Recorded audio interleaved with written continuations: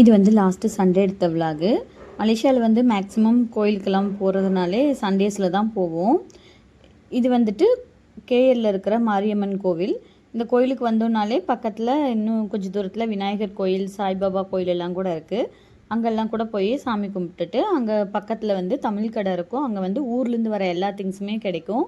வீட்டுக்கு எதாவது திங்ஸ் வேணும்னா அதெல்லாம் கூட பர்ச்சேஸ் பண்ணிட்டு போகலாம்.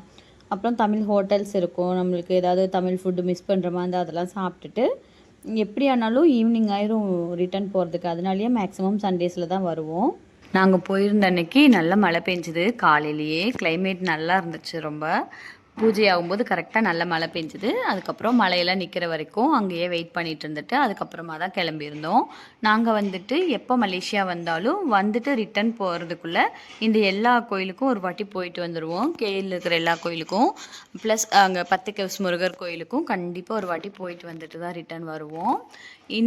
இந்த அன்னைக்கு வந்துட்டு நாங்கள் இந்த கோயில் முடிச்சுட்டு விநாயகர் கோயிலுக்கு போகலை, வேற ஒரு இடத்துக்கு போனோம். அது எங்கங்கிறத நெக்ஸ்ட் வீடியோவில் சொல்கிறேன்.